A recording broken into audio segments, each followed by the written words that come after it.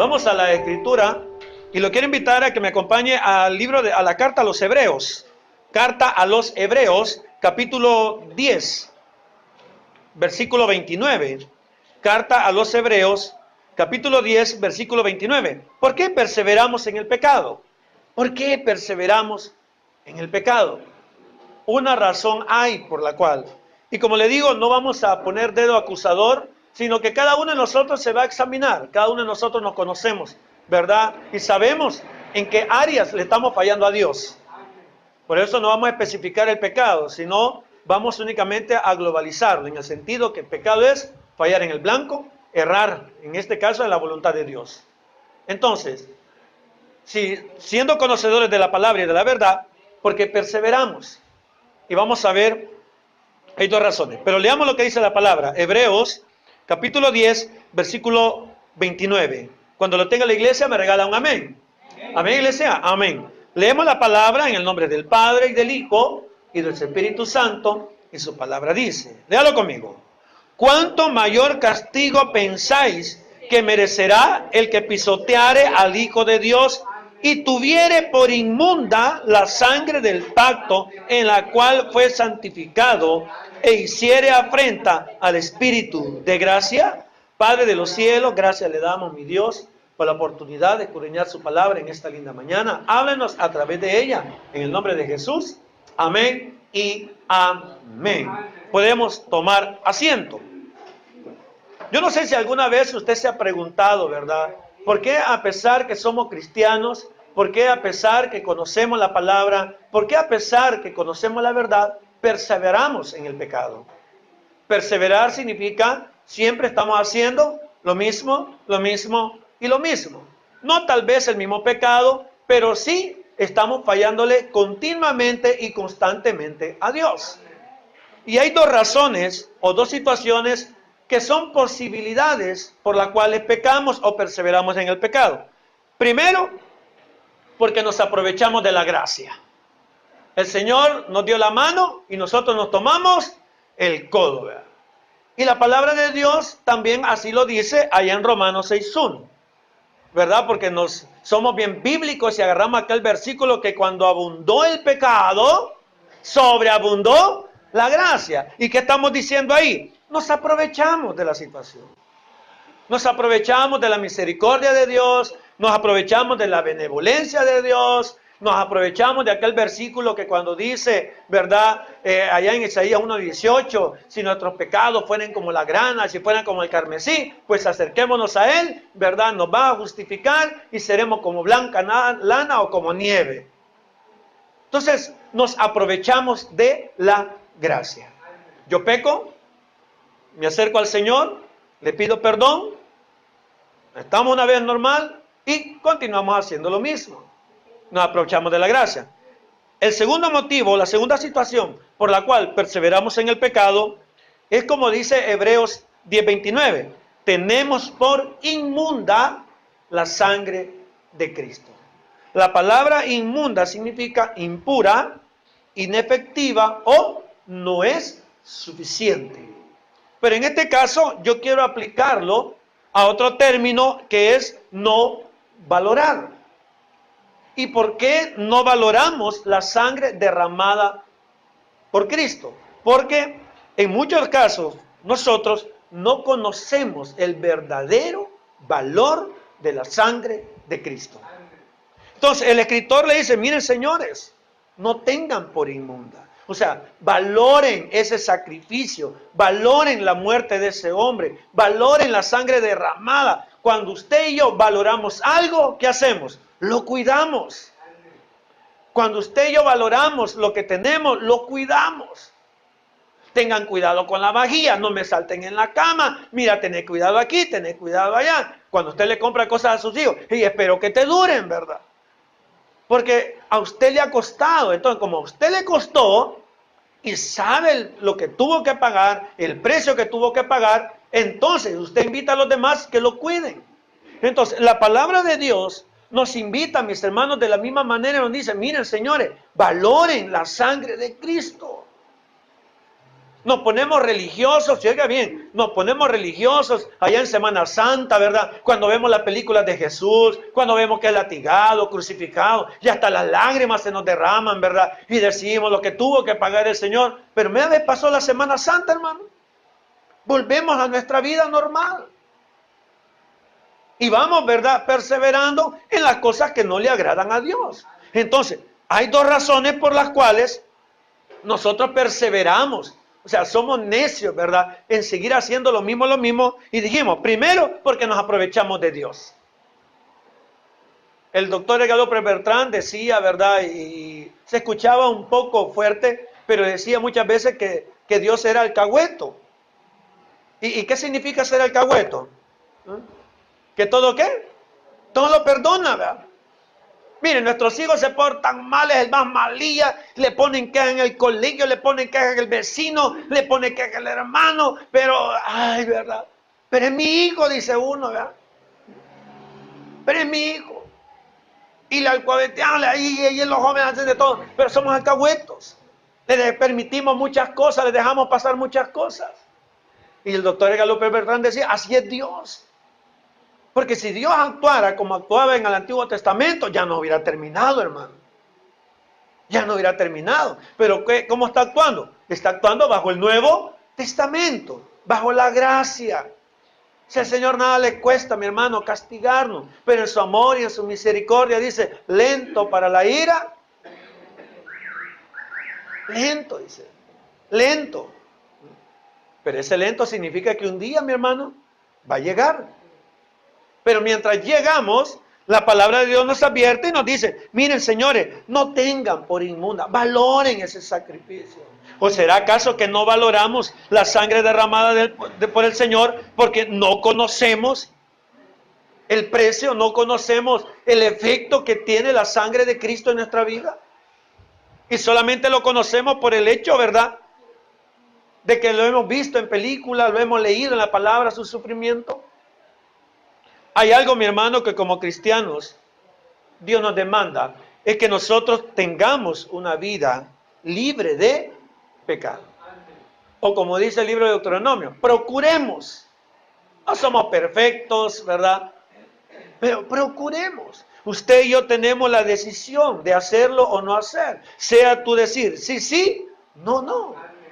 Tenemos los consejos de Dios. Entonces, Dios nos demanda a través de su palabra que nosotros tengamos una vida libre de pecado. Porque, óigase bien, si hacemos un hábito el hecho de perseverar en el pecado, entonces, mi hermano, debemos de preocuparnos. ¿Y por qué debemos de preocuparnos? Por el sentir que hay en nuestro corazón. Dice la palabra de Dios que no es lo que entra en el hombre lo que contamina, sino lo que sale, porque sale ¿de dónde? Del corazón. Entonces sí debemos de preocuparnos el hecho de que perseveremos en el pecado, porque ya no nos duele pecar, ya no nos duele, ¿verdad?, que la gente nos vea, ya con el perdón me vale lo que la gente opine, ¿verdad? Yo puedo hacer con mi vida, yo puedo hacer lo que quiera, yo me voy a meter donde quiera, y nadie me tiene que decir nada. Yo me he visto como quiera, nadie me tiene que decir nada. Mire, qué triste, le digo, y con el perdón se lo vuelvo a decir, qué triste es ver posteos de gente cristianas en la cual se expresan de una manera como que fuera del mundo, ¿verdad? Con palabras soeces, con malcriadezas, y ahí lo ponen, con ademanes, gestos, y con un comportamiento como que no fueran cristianos. Ahora yo pregunto, ¿acaso no le dolerá en su corazón eso? ¿Acaso no se pone a pensar qué dirán, verdad? Y es cristiano, y es cristiana, se congrega en XYZ iglesia, se congrega aquí, y la sangre de Cristo, ¿dónde queda? Ahora, es porque no valoramos o no conocemos el efecto de la sangre de Cristo. Primero tenemos que reconocer, mi hermano, que la gracia, el favor que hemos recibido de parte de nuestro Dios, se debe al derramamiento de la sangre de Cristo. Vaya conmigo, por favor, a Mateo, capítulo 26.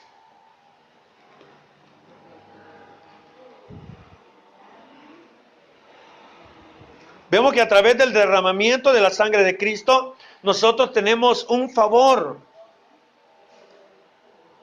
del cielo para nuestra vida, aunque no lo merecemos, pero el favor está ahí. Vea lo que dice Mateo, capítulo 26, versículos 27 y 28. Dice la palabra: y tomando la copa y habiendo dado gracia, les dio, diciendo: bebed de ella todos, porque esto es mi sangre, ¿del qué dice ahí? Del nuevo pacto, que por muchos es derramada para remisión de los pecados. Para poder entender este nuevo pacto, tenemos que irnos al antiguo pacto. El antiguo pacto, como lo estamos viendo en el discipulado, nos referimos a lo que es el Antiguo Testamento, o como lo conocemos como Antiguo Testamento. La palabra testamento no está muy aplicada ahí, tendría que ser pacto o promesa. Antiguo pacto, nuevo pacto. El antiguo pacto decía que el pueblo tenía que presentar sacrificios, ofrendas de animalitos, y que a través del derramamiento de la sangre de estos animalitos, el pecado de la nación era cubierto por un determinado tiempo. Esto implica que año tras año el pueblo tenía que presentar una ofrenda, un sacrificio, el sacerdote lo tomaba, lo sacrificaba, le extraía toda la sangre, las vísceras eran sacadas fuera del campamento, la carne era quemada en el altar de bronce y la sangre derramada en la tapadera de la propiciación del arca del pacto, para que el pecado del pueblo fuera tapado por un año. Al año siguiente tenía que presentarse. Eso decía el antiguo pacto, y al tiempo del ministerio de Jesús lo seguían ejerciendo. Cuando Jesús en la fiesta de la Pascua hace este nuevo pacto, entonces dicen: miren, señores, ya no van a ocupar el derramamiento de la sangre de cordero. Ahora yo voy a derramar mi sangre como sacrificio cruento, como un único sacrificio, para que el pecado del pueblo no solamente fuera tapado, sino que fuera borrado. ¿Cuántos de nosotros hemos tenido problemas con la ley? Solo yo, va. Yo me recuerdo que hace años tuvimos problemas con la ley. Un accidente de tránsito, estuve detenido como 22 días, mi causa fue vista por un juez. ¿Qué implica esto, mi hermano? Que si ahorita yo quiero sacar, ¿cómo se llama la cuestión esta de antecedentes penales? La solvencia, a mí me da miedo, hermano. Yo por eso no voy. Sí, me va a salir ahí, ¿verdad? Que el problema que tuve. Y usted sabe que son manchitas negras que en cualquier lado, ¿verdad? No, tuve problemas con la justicia. Ahora, mi caso, a pesar que fue hace muchos años, pero muchísimos años, para mí posiblemente ya se me olvidó. Pero en la base de datos del país, ahí está mi folder. Ahí tienen mi folder, mi caso. Aunque, ¿verdad? Ya no pasó a más, pero el folder ahí está, porque hubo un juicio. Ahora, en el caso de la sangre del Señor, actúa diferente. Walter Guido, sí, pecador, ahí tiene un folder. Pero cuando Walter Guido reconoce el valor de la sangre derramada por Jesús en esa cruz del Calvario, como dijo Juan el Bautista: he aquí el Cordero de Dios que quita el pecado del mundo. Entonces, en el antiguo pacto, mis pecados solamente eran, ¿qué? Tapados, ¿verdad? Aquí están los pecados de Walter Guido, entonces la sangre del Cordero venía, ¿verdad? Y los tapaba. Estamos bien con Dios. Pero el año siguiente, Walter Guido volvía a pecar, volvía otra vez, ¿verdad?, a estar los pecados, tenía que volver a sacrificarse animalitos, ¿para qué? Para volverlos a tapar. Ahora, en el nuevo pacto, dice el Señor, que es un solo sacrificio. Ahora, la sangre de Cristo, no solamente, ¿verdad?, como era en el antiguo, tapa, sino que ahora los pecados del mundo son borrados. Si hablando espiritualmente yo tuve problemas con la ley, y cuando yo acepté a Cristo, entonces ese folder es roto. Ya no hay más acusación. Ya no hay más condena. Porque ahora Jesús pagó mi precio de libertad. Por lo tanto, una de las cosas, mi hermano, por lo cual nosotros no valoramos la sangre de Cristo, es porque no nos hemos dado cuenta del favor que hemos recibido de parte de Dios. Ya Jesús murió por nosotros. Él derramó su sangre para que nosotros viviéramos ya no bajo la ley, sino bajo la gracia, bajo el amor y la misericordia de Dios. Pero seguimos perseverando en el pecado. Seguimos siguiendo adelante con nuestra vieja manera de vivir. Muchas veces nos agarramos de la Biblia y decimos, es que mire, es que dice la palabra que todos somos pecadores y que todos somos transgresores de la ley, ¿verdad? Sí, tiene razón. Todos somos pecadores porque pecamos. Pero ahora, óigase bien, ahora la sangre de nuestro Señor nos justifica. Pero ¿cuál es el problema, mi hermano? Que no nos estamos dando cuenta que cuando nosotros perseveramos, a pesar del derramamiento de la sangre de nuestro Señor, a pesar que hacemos inmunda la sangre de Cristo, cuando nosotros perseveramos en el pecado, las consecuencias siempre las vamos a padecer. Por eso, o no valoro la sangre de Cristo o me aprovecho de la gracia. Sí, Dios me va a perdonar. Pero las consecuencias que traigan mis actos a través del pecado, esas siempre se van a dar. Y eso es lo que nosotros no nos hemos detenido a reflexionar. El Señor dijo, yo he venido para que tengan vida y vida en abundancia. ¿Y cuándo habrá vida en abundancia? Cuando nosotros hacemos la voluntad de Dios.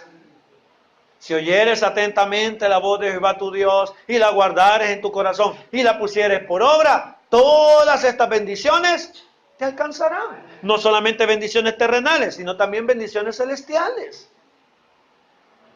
Pero muchas veces, mi hermano, no nos damos cuenta de lo que está haciendo el pecado en nosotros. Cuando nosotros perseveramos en no hacer la voluntad de Dios, no nos damos cuenta de las consecuencias. Veamos algunas consecuencias, como por ejemplo, el pecado separa al hombre de Dios. Cuando usted y yo le fallamos a Dios, entonces esa comunicación espiritual se rompe. ¿Cuántos de nosotros de repente estamos hablando, ¿va? Y estamos hablando con una persona por el celular y de repente, aló, llamada terminada? ¿Nos quedamos a qué? A medias. Y a veces tal vez estamos en lo más importante de la plática, a medias. No terminamos la comunicación. ¿Por qué? Porque se rompió, se acabó el saldo. Y así es cuando el pecado, mi hermano, obra en nosotros. Se acaba el saldo de la comunión con Dios y se rompe toda comunión con Él. Toda comunicación con Él. Vea lo que dice, por favor, Isaías 59:2. Vamos a ver un poquito la Biblia en esta mañana. Isaías 59:2. Dice la palabra, del 1 y 2. He aquí que no se ha cortado, oiga bien, la mano de Jehová para salvar, ni se ha grabado su oído para oír. O sea, dice el Señor, mira, yo siempre he estado ahí para bendecirte, siempre he estado mis oídos abiertos para escucharte. Pero mira, hay una condicionante. Pero, Isaías 59:2. Pero, ¿qué dice ahí? Vuestras iniquidades han hecho división entre vosotros y vuestro Dios, y vuestros pecados han hecho ocultar de vosotros su rostro. Vuestras iniquidades.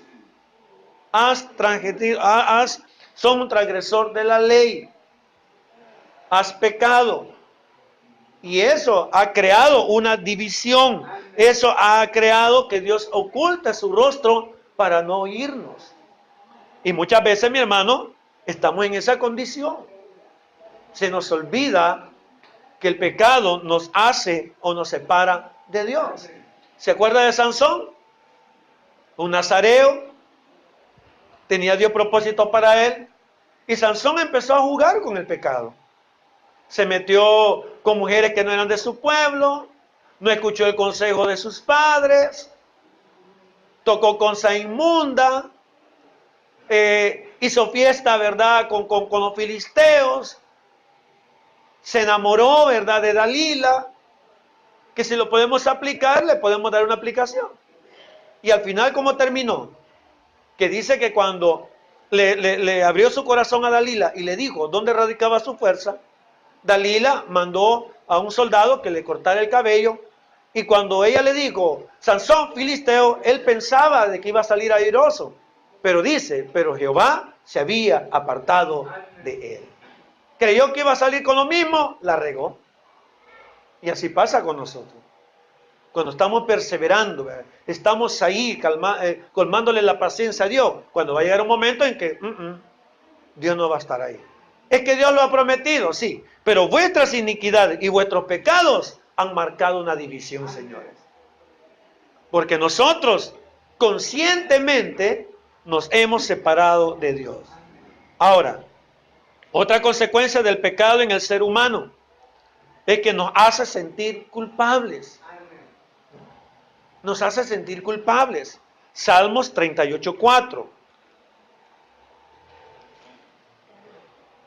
Dice la palabra: porque mis iniquidades se han agravado sobre mi cabeza, como carga pesada se han agravado sobre mí. Nos hace sentir culpables. ¿Y sabe qué hace una persona culpable? Ya no se acerca. Nos hace sentir tan mal que creemos que todo el mundo nos señala, nos da vergüenza, ¿verdad? ¿Y qué es lo que hacemos? Ya no venimos a la iglesia, ya no nos congregamos, ya no buscamos de Dios. Usted ha conocido ese famoso, ¿verdad? Soy caído. Mire, todos los que dicen que son caídos se han congregado en una iglesia. Pero ¿por qué no vuelven a acercarse a Dios? ¿Por qué no vuelven a buscar a Dios? ¿Por qué no vuelven a congregarse? Porque se sienten tan culpables que les hace sentir que no son dignos de estar en una silla o sirviéndole al Señor. Lo tercero, ¿qué otra consecuencia trae el pecado en el ser humano? Permite que Satanás acuse al hombre delante de Dios. Satanás se aprovecha de eso. No se le olvide, Satanás es nuestro acusador. Dentro del punto, fíjese que algo bien extraño, dentro del concepto hebreo, Satanás es un fiscal. ¿Y cuál es el papel de un fiscal? Representar los papeles de ¿quién? Del Estado, ¿verdad? En este caso, desde el punto de vista hebreo, Satanás es un fiscal de Dios. ¿Qué está haciendo ahí? Acusando. No desde el punto de vista como nosotros lo vemos, sino acusando, defendiendo. Mira, y dice que es cristiano, y mira lo que anda haciendo. Y dice que es servidor, y mira lo que anda haciendo. Y dice que es pastor, y mira lo que anda haciendo. Y mira, es sacerdote, y mira lo que anda haciendo. O sea, él está como un defensor de la ley. Y por eso nos acusa. Porque encontró una falta en nosotros, entonces él viene, se presenta delante de Dios a acusarnos de nuestras faltas. Apocalipsis capítulo 12, versículo 10. 12:10. Dice la palabra: entonces oí una gran voz en el cielo que decía: ahora ha venido la salvación, el poder y el reino de nuestro Dios y la autoridad de su Cristo, porque ha sido lanzado fuera el acusador de nuestros hermanos, el que los acusaba delante de nuestro Dios día y noche. Los acusaba. Ahora, pero para que el fiscal acuse, tienen que haber pruebas, hermano. Tienen que haber pruebas. Por eso está la investigación, y cuando ya están las investigaciones, la fiscalía toma el caso, ya hay pruebas, entonces lo acusamos para que él sea detenido y presentado delante de un juez, y viene el fiscal y expone las causas por el cual está delante de la ley. Este hombre ha cometido esto, esto, esto, esto y esto y esto, y por eso se merece esto, esto y esto y esto. Y así es el enemigo. Tal vez para los ojos de los hombres, ¿verdad? No conocemos esa vida, pero ante los ojos de Dios, sí lo conoce. El enemigo, sí lo conoce también. ¿Y por qué lo conoce, mi hermano? Porque nosotros lo permitimos. ¿Se acuerdan de David? De David y Betsabé. Fíjense que el problema de David y Betsabé no fue el hecho que se haya metido con la mujer de Urías Eteo. Ese no fue el problema. El problema fue toda la gente que se dio cuenta. Primero, al que mandó a traer a la mujer. Mira, anda a la casa de Urías Eteo y decirle a Betsabé que quiero hablar con ella. Y allá fue el hombre a traerla. Ya que estuvo en el palacio, se acostó con ella. ¿Cree usted que toda la servidumbre que tenía David no se echó el rollo de que se había metido con la Betsabé? La servidumbre que arreglaba las camas. ¿Cree usted que no se dio el rollo de que en esa cama se había acostado Betsabé? Que la vieron que salió del baño, ¿verdad? Después de haber tenido las relaciones con David. El que la fue a dejar a la casa. El general que se dio cuenta que David le dijo, mira, ¿dónde está Urías? Mira, allá está, ¿verdad? Mandalo, decirle que venga para acá. Queriendo que Urías, ¿verdad?, se metiera con su esposa, y él no se metió por su lealtad a David y al ejército. El general, ¿verdad?, que recibió las órdenes de David de ponerlo al frente de la batalla para que muera. O sea, todo ese rollo, todo lo que se echaron al rollo. Todo lo que se echaron al rollo. Ahora, son las mismas personas, mi hermano, que nos acusan también. Por eso dice la palabra que somos cartas leídas. Porque todo el mundo, mi hermano, todo el mundo hace, en este caso, inmunda la sangre de Cristo, porque dice, mira, y va a una iglesia, mira, y es cristiano, mira, y aquí, mira, y allá. Ahora sabemos nosotros que en la iglesia no está lleno de perfectos, ¿verdad? Está lleno de pecadores. Todas las iglesias están llenas de pecadores. Si usted anda buscando iglesia perfecta, mi hermano, si encuentra alguna, no entre porque la va a contaminar. Mejor quédese aquí. No hay perfectas. Todos pecamos. ¿Ya? Ahora, ¿qué otro efecto tiene el pecado en la vida del ser humano? El pecado demanda la muerte. Dice la palabra, porque la paga del pecado es, ¿qué dice ahí? Es la muerte. Hay una demanda, hay un pago por el pecado, y es la muerte. Posiblemente nosotros hacemos nuestras cosas y Dios en su misericordia, ahí está, tranquilito, pero va a llegar un día. Buenas, ¿quién es? Soy el pecado. ¿Y qué desea? Vengo a cobrarle. ¿Te acordás? ¿Te acordás? ¿Te acordás? ¿Te acordás? Y viene a cobrar. Ahora, la palabra muerte no solamente significa muerte física, sino también habla de una separación, un dejar de percibir, hay muchas cosas. Pero es bien claro, dice que la paga del pecado es muerte. Esto significa, mi hermano, que el pecado demanda, va a tener una demanda que tarde o temprano la va a venir a cobrar. Ahora, si nosotros sabemos que estas son las consecuencias del pecado, entonces nosotros tenemos que valorar esa sangre que derramó nuestro Señor, porque a través de ella nos está librando de todo esto, de todas las consecuencias, de todo lo que, el sufrimiento que podemos tener a raíz del pecado. Ahora, ¿por qué fue necesario que Jesús muriera? ¿Por qué fue necesario derramar su sangre por nosotros?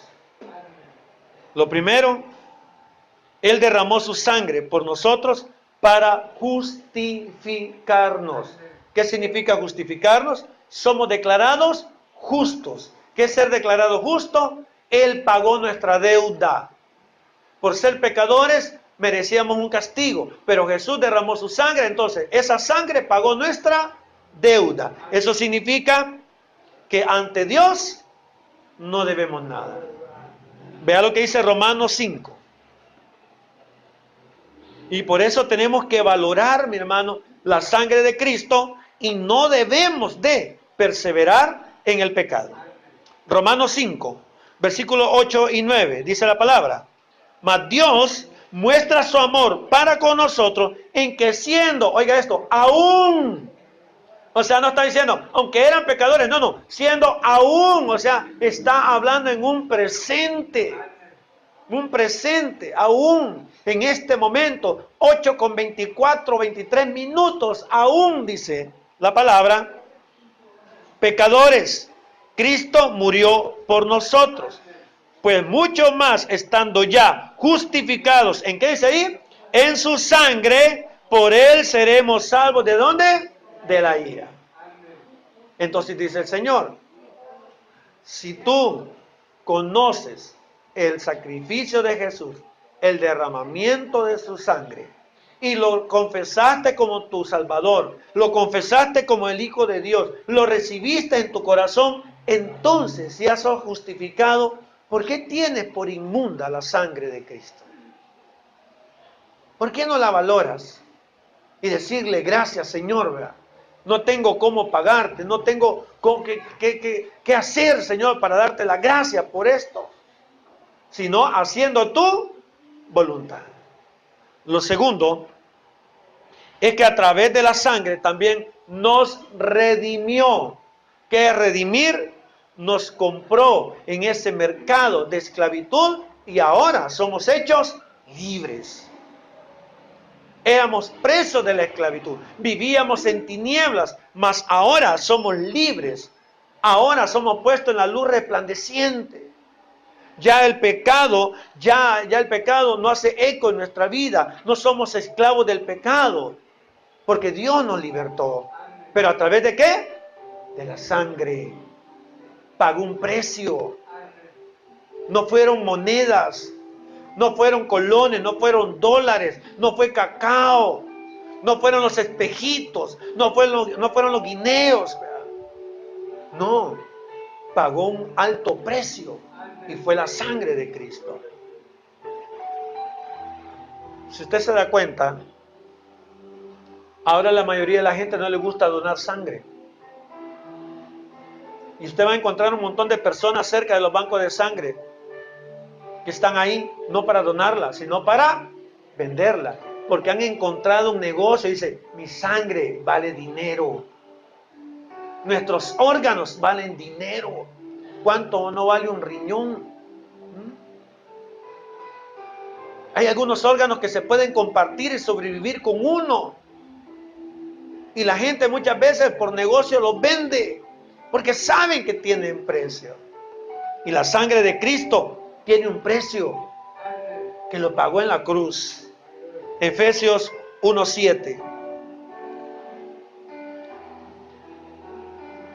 Dice la palabra, en quien tenemos redención por su sangre, el perdón de pecados según las riquezas de su gracia. Oiga bien, el perdón, y no el perdón que manejamos los seres humanos, ¿verdad? ¿Sabía usted que el perdón que manejamos nosotros tiene cola? ¿Y cómo sé que tiene cola? Porque la siguiente vez que se enojó, le volvió a sacar el problema anterior y que no le había perdonado, pues. Todavía le está sacando en cara la primera traición, ¿verdad? Cuando tenían 7 años y se habían jurado amor eterno, ¿verdad? El perdón de Dios no tiene cola, hermano. Cuando Él perdona, se olvida. Se olvida. Ahora, ¿pero qué tuvo que hacer? ¿A través de qué? De la sangre de Cristo. Tercero, la sangre de Cristo nos limpia de toda culpa. Oiga bien, nos limpia, nos purifica. ¿Cuántos nos bañamos hoy por la mañana? ¿Por qué cree usted que se bañó hoy en la mañana? ¿Ah? Primero porque había estado toda una noche, ¿verdad? En su cama, ahí sudó con la cobija, ¿verdad? Que los ácaros y que todo lo demás. Y para sentirse limpio, usted se va. ¿Y cómo nos sentimos después de bañarnos? Sentimos con ganas de seguir durmiendo, ¿va? Nos sentimos bien ricos, ¿va? Bien sueltos. Porque estamos limpios. Las impurezas han sido quitadas. Nos sentimos hasta más bofitos, más animados. Hebreos 9:14.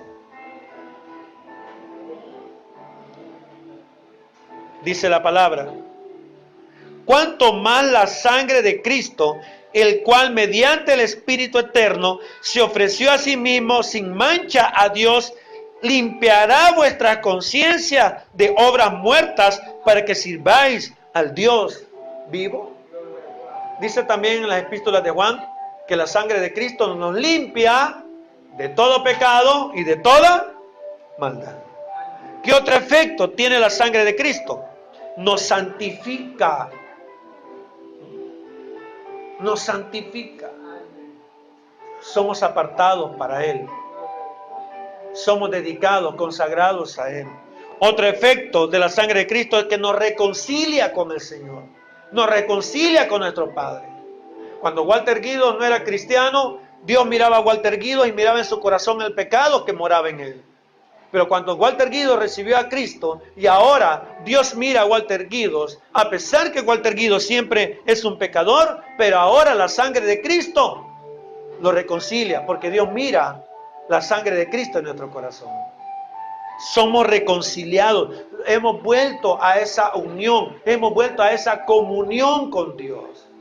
La ira de Dios estaba sobre nosotros, mas ahora la gracia, el perdón y la vida eterna.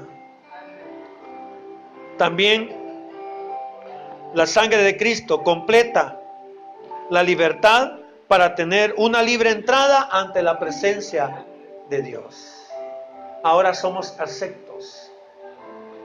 En el Antiguo Testamento, el Antiguo Pacto, el sumo sacerdote, antes de entrar al lugar santo, antes de entrar al lugar santísimo, pasaba por un lugar llamado lavacro. No tenía medidas, era de bronce bruñido, lleno de agua. Y el sacerdote llegaba ahí y se purificaba antes de entrar al lugar santo y santísimo. Si no se purificaba, podía morir adentro. Por eso en el vestuario de los sacerdotes habían campanitas. Y él se tenía que mover y al oír la campanita decía, está vivo. Pero cuando no escuchaban campanitas, entonces la gente decía, posiblemente ha muerto. ¿Y por qué murió? Porque no había una purificación completa en él. Ahora, a través de la sangre de Cristo, mi hermano, dice la palabra que podemos entrar confiadamente ante el trono de la gracia. Confiadamente ante Él. Y por último, el otro efecto de la sangre de Cristo es que nos perfecciona. Hebreos 10:14. Dice la palabra, porque con una sola ofrenda, hablando en este caso de la sangre de Cristo, hizo perfectos para siempre, ¿a quiénes dice ahí? A los santificados. Nos perfecciona. De modo que si alguno está en Cristo Jesús, nueva criatura es. Nicodemo, te es necesario nacer de nuevo. Pero ¿cómo puede ser eso? ¿Cómo a mis 42 años voy a entrar en el vientre de mi madre? No has entendido lo que dice la ley.